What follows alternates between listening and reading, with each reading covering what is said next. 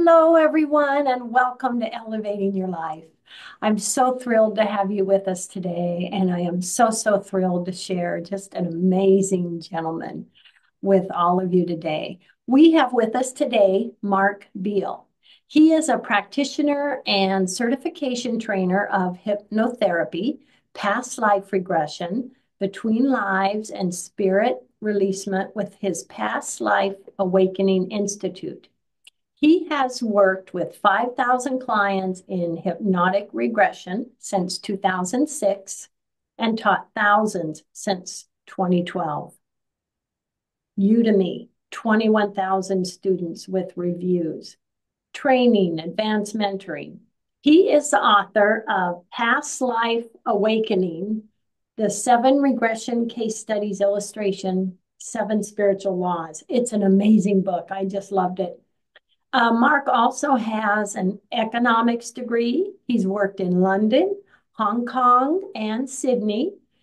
He then lived for years in India, graduating hypnotherapy and past life regression in Delhi.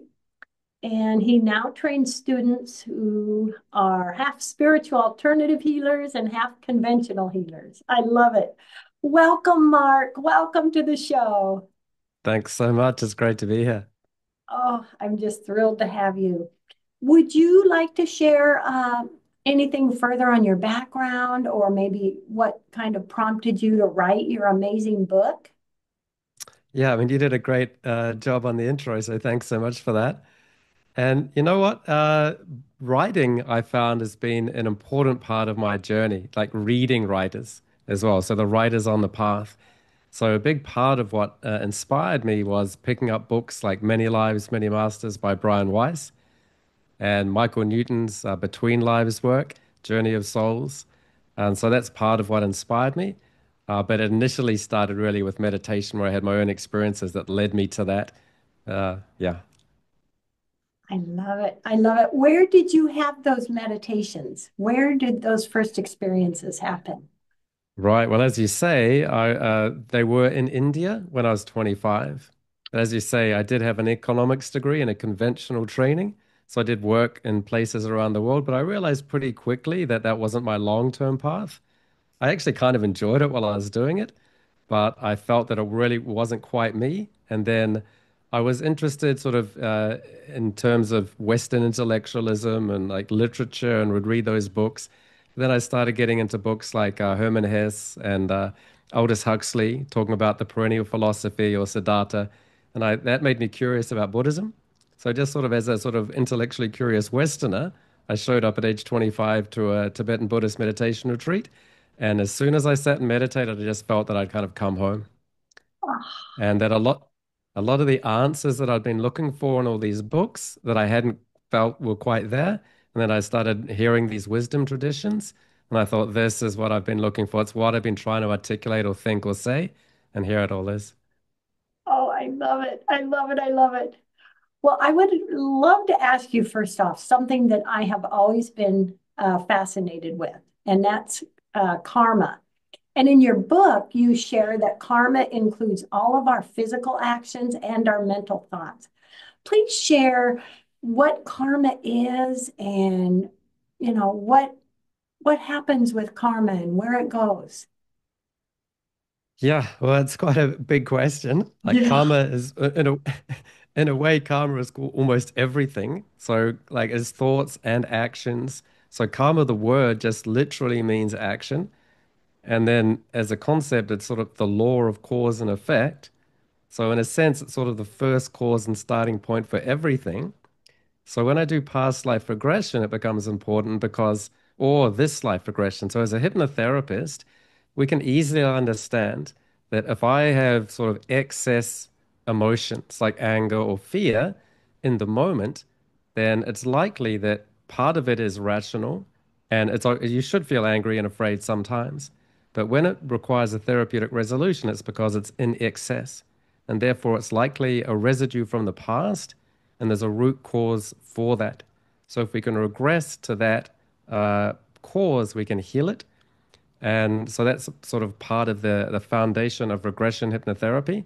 So it's an idea that there was a cause to the effects that we're getting. So that's how it ties into therapy. But the way that I look at karma particularly is that we have a karmic connection to things. So, why are we interested in a certain country or a certain modality? Why are we on the spiritual path? So everyone listening has a karmic connection to exploring spiritual healing. And we can have these experiences, but then the next thing is to take these actions that move us forward. But while we do that, we often have this conflict. So in the book, you notice a lot of the cases have a similar theme, which is they're spiritual healers. Like you say, I teach people who are conventionally trained and spiritually orientated. And I say the problems that they have are the conventionally trained people feel that they may be criticized for being too spiritual, and the spiritual people feel they may be criticized for not being conventional enough.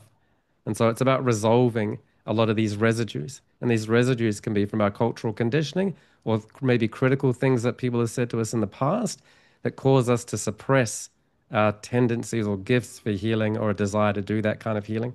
So I mean, it's a huge topic. I could go on and on, but connection, action, and residue for me are the main three parts of karma.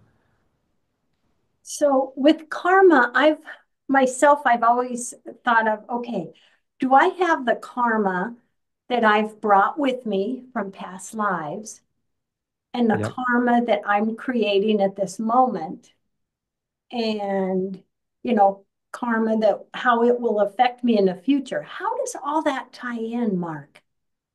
Yeah, it's a great point. I think sometimes people think karma is something, from a past life, but I love the fact that you're mentioning it's also from this life and it's from this moment as well. So you can say, people say, I want to know who I was. And an answer to that can be, well, look at where you are now. So someone like you is likely to have a karma of having been a spiritual practitioner in the past. And then it's like, what am I going to be when I reincarnate? Well, look at what you're doing now, and that will give you a pretty good clue of where you're going. But then, we can get into some of the spiritual laws that ultimately force us to become transcendent because we can have this idea of linear time, and that's very useful in healing. And I think we have to be careful not to too quickly become transcendent and speak of being beyond space and time, but eventually that does become useful so that we can start transcending this idea of linear time as being an ultimate reality. It's a finite reality. Ultimately, we can tap into a transcendence and that can be part of helping us resolve karmic conditions. So part of the karmic actions we take may be based on a fear that our finite self feels that we're in a sort of a life or death situation, but we're actually just in a birth or death situation. For the ego, we think that when I die, that's the end of the world, but it's not the end of life. It's just the end of that birth. And so when we bring in karma, we suddenly go from being in a life and death situation. It's really just a birth and death situation. But with karma, we go into a rebirth and death situation.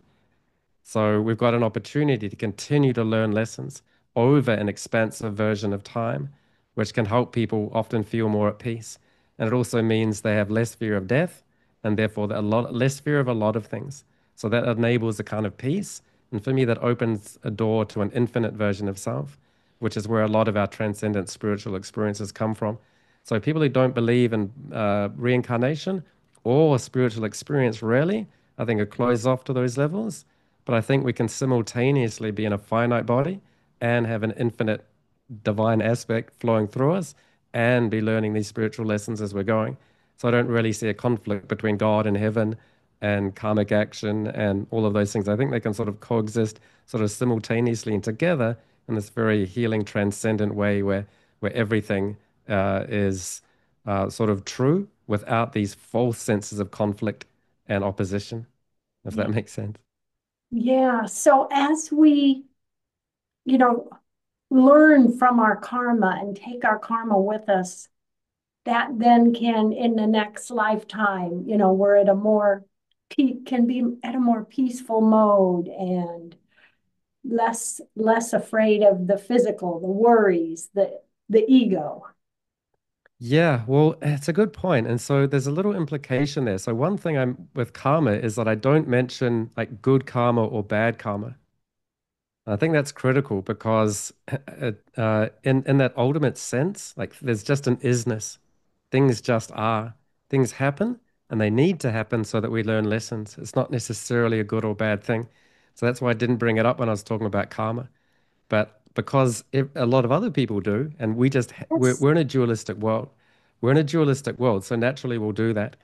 And so that's why my second law is the law of duality, which is we are in a dualistic world where we think good or bad things happen to us. But that's really our human mind coming in and putting those labels. And ultimately, we want to transcend that. But of course, we're going to think that because there's night and day. We're in the dualistic world, there's day and night. It is opposing, they're different. There's rain or shine. And we can think, well, I like to be in the sun during the day, but I don't like rainy nights.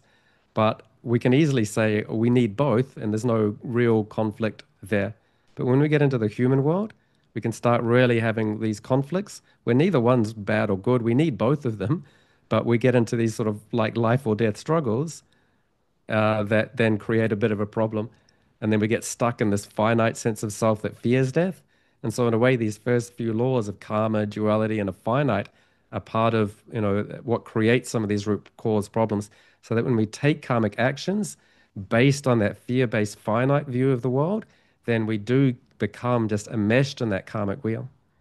But if we can break through the veil and we can start to transcend some of the finite, we may then, and it's difficult, but because then we may face a kind of an ego death or a dark night of the soul, or it's darkest before the dawn, as we're even having the courage to speak spiritually or act spiritually. But then we have some of these transcendent experiences that enables us to go beyond sort of competition into a sense of cooperation, and enables us to find forgiveness, even for those that have done unforgivable things to us. So that's the kind of thing that comes up in therapy, and it sort of just comes up so often it becomes patterns that I observed and put down in the book. and that is a huge and fantastic point, Mark, because so much of what we can think is, I'm making good karma, I'm making bad karma. This is a bad thing, good thing. And when we can get out of that, oh, I Mm, love that. That's just some huge information for all of us to process. yeah. Yeah. You know what? I've actually got a very short story that can illustrate that if you don't mind. Oh, I would love So that. it's actually, so even when I did meditate the first time, literally, I had a karmic connection to meditation that made me feel comfortable. But then I took the karmic action of putting my money and time on the line and sitting there for 10 days. But then I had the great blessing that 3 days into that retreat, they said, we're going to take a field trip. And next thing you know, I was standing in a line with about to meet the Dalai Lama. And and they talk about past lives and reincarnation and enlightenment and bodhisattvas and transcendent consciousness. And I was like, well, this, intellectually, I'm trying to analyze it. But then next thing you know, I'm standing in front of him, shaking his hand, smiling at him, and I just and my whole intellectual brain just went, I'm not going to analyze any of this. I was just smiling and I couldn't stop smiling. And he says he's a simple monk. Other people say he's a bodhisattva, but the energy that I felt from him was enough to encourage me to continue to go to more and more meditation retreats and to believe that it's possible for transcendent consciousness to exist in human finite form. And it was my great karma to meet him, and that really encouraged me to go on. So then I got to hear, that's actually the first part of the story. That I've got another little story that that can actually bridge some of that gap between what is transcendent action. If we're in a finite body and we've got fear and anger and these residues we have to process, what can that mean? And the Dalai Lama, as we know, left his country in 1959 and found refuge in India. But not everybody got to escape at the same time.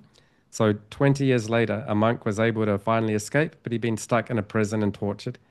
And when he rejoined the Dalai Lama, he said, were you afraid that you would be killed while you were being tortured? And he said, you know what? I wasn't afraid that I'd be killed, but I was really afraid because for a moment there, I almost lost compassion for the soldiers that were torturing me. Oh my So, gosh. so I mean, so the It's how to overcome the finite sense of right and wrong and Yeah. emphasize the importance of transcendent compassion and to live that and embody that under duress is possible. And there are people that are setting an example. Yes. What an example. And, Yeah. that shows us it is possible. What an example.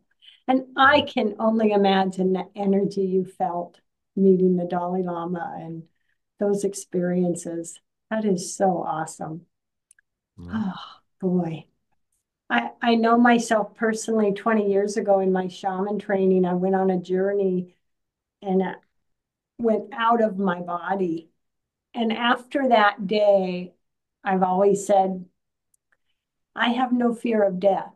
Gone beyond death. It just changes your whole perspective, Mark. Yeah. Absolutely. That's a amazing thing. And so it's sort of you're aware that the body is finite, but the spiritual qualities that you have, they're afraid of losing compassion, that spiritual quality. And so that lack of fear then enables just a really strong, powerful compassion and wisdom to come through. So that's, what's beyond fear. And there's like a deep, loving, compassionate wisdom that I can see in your smile and the energy that you have as well. How describe for us, for those that are unfamiliar with it, what exactly is the biggest thing about past life regression? Yeah, good question. Because I think, like karma, I think people just think, there's good and bad, and really transcending that is part of it. And with past life regression, I think people sort of fixate on, and of course they will, but that it's about going into the past, and then why I have enough trouble with this life, why do I need to get another life involved? But it's really about understanding the root causes of who you are better. And just as you can regress to this life to resolve things, and we understand and accept that, regressing to past lives really isn't much different at all. It's really very similar.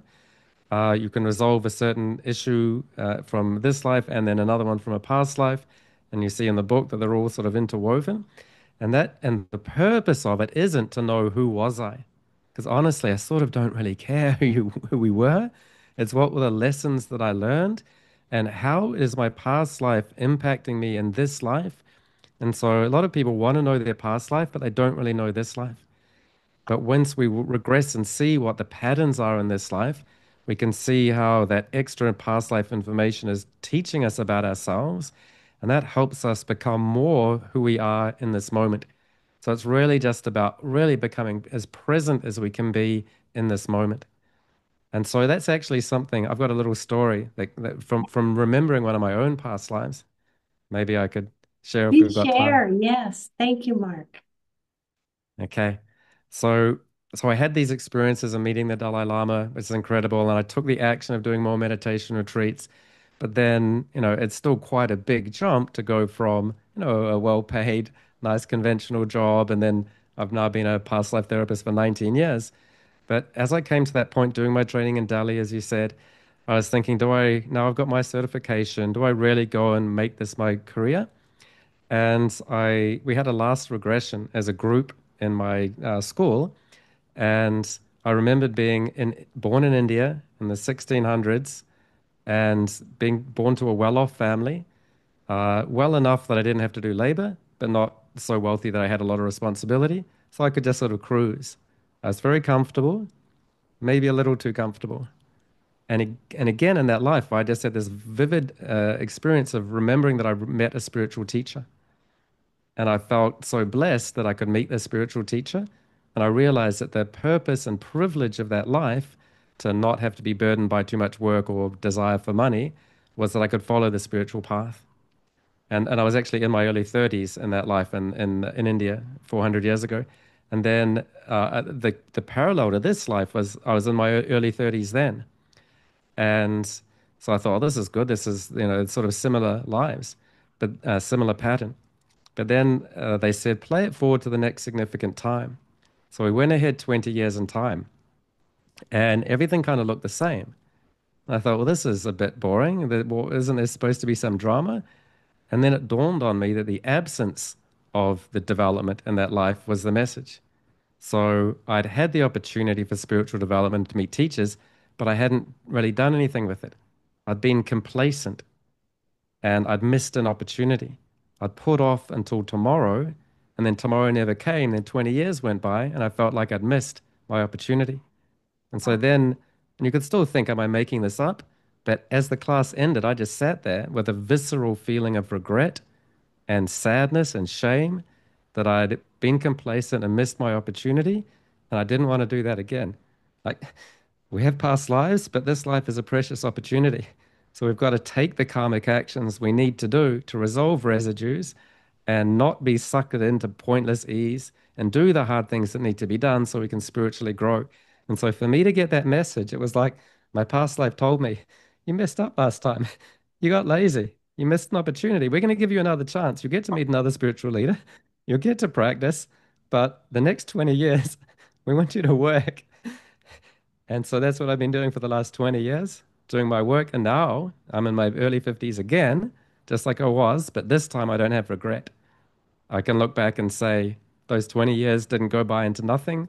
It's been a magical trip for the last 20 years. I'm so grateful that I've been able to practice this. And that, but if I hadn't had that moment, and it's even like, again, like that's not a good feeling. I felt pain and regret, but that's helped kick me into spiritual awakening and spiritual action. So it was a bad feeling and a bad past life, but it turned out to have a very good, helpful, and healing effect for me. So it transcends that whole idea of what's good or bad. That is so amazing. That is so awesome, Mark. That is so awesome.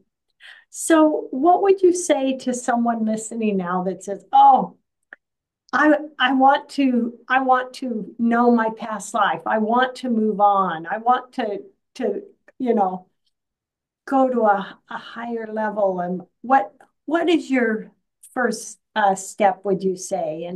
And tell us how they could contact you and learn more about you.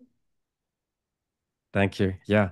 So you're right about the steps. It's one step at a time. So explore the karmic connection you have. And so I have a YouTube channel, Past Life Awakening, and I have some videos there that are past life regression audios you can listen to. So that's the first step. If you think, oh, I like that, or even if you think, oh, I prefer someone with a different accent, find someone else who's got another one as well.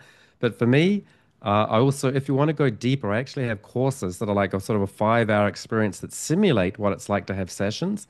So they can go to my website, pastlifeawakeninginstitute.com, and get, some pretty reasonably priced courses that are a proxy for in-person sessions. But if you're really interested and you want to take the next step, seek out a healer, someone like me or someone who offers past life regression, and have the experience yourself. It's just the kind of thing, like, don't think, oh, I'm curious about it, but I regret never actually having done it after all this time. Go ahead and take action with whomever is the best karmic connection and fit for you. And yeah, so they're good steps to take. Oh, I love it. I love it. Oh my gosh. I'm thinking I'm going to have to do a session with you. This is so amazing. Has there been uh, an experience or a past life case that really just was a wow for you, and Yeah, yeah. Well, I what mean, can you so tell me? many. Yeah. Some of the big wows I have. So I've been working as a healer for a long time, and now a lot of my clients are healers, but they face this thing as well, where, on one hand, I had a complacency and I didn't take action. But a lot of times people have this feeling of wanting to be a spiritual healer, but feeling worried about criticism. And so often they'll go back and it's a pattern where they'll find that they had an ability, but it was squashed early in this life, or they had a great blessing. For example, one that I'm thinking of now is she's a psychologist now. She wants to do past life regression herself, but is afraid to because of the reaction. We regressed her to a past life where she was a Buddhist monk and she learned a lot of lessons, but she also had a lot of pain connected with it.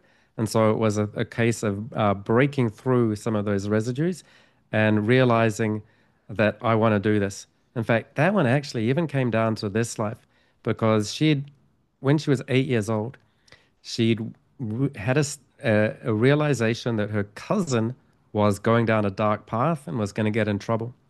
So she said, Grandmother, we've got to take care of our cousin. She's in trouble. She needs help. She's doing these bad things with these people. And then instead of being praised and helped for her ability, her grandmother literally slapped her. Mm. And so what she learned from that was, and it turned out that she was right. Within a few years, this cousin got in big trouble, then became a missing person, and they never saw her. So Oh, if she had been listened to, she would have been able to save her cousin. But because she wasn't, she learns that she didn't learn my psychic abilities are right and I can help people. She learned that when I express my psychic abilities, I get slapped and pain and I need to suppress those. And so we're able to go through and heal that yeah. energy. And because of that, afterwards, and the past life things that she did, she's now able, she actually went on to offer past life sessions to her psychology colleagues who all were very appreciative. They now refer their clients to her for that kind of work. And she's now developing programs to teach it in her country. Wow. I love it. I love it. Yeah. We have about a minute and a half left. Mark, what last words do you want to share with everybody today? This has been so fantastic. Yeah, thank you. Yeah, so I mean, I guess I can reiterate some of the lessons that I've had. So if you get opportunities, no, so I'd say, like we all have a lot of power that we underestimate. And so I'd say take that chance to find your power. We have a lot of inability and inner wisdom. So when I put people in a hypnotic state, the wisdom they come up with is incredible. And whatever spiritual practice, prayer, meditation that we can do to tap into that, I'd say find that power and then take the extra steps. Connect to your power, but then take the actions to continue it. And if there are blockages, and there can be, we're going to have to deal with things that might suppress it or deny it or be embarrassed or shy about it, but push through that. So I often say to my clients, if there's something, we want to go to it, we don't want to avoid it, and go all the way through it. And when you do, you can go beyond it.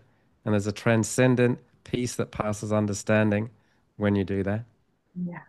Oh, I love it. I love it. And I'll say real quickly, something in your book that I loved was you mentioned hypnosis is like the state between waking and sleeping. Oh, that was an amazing description. Okay. Oh, Mark, thank you so much. This has been so fantastic. Everyone out there, thank you for joining us. Love, hugs, and blessings. Mark, love, hugs, and blessings. Thank you so much. Thank you.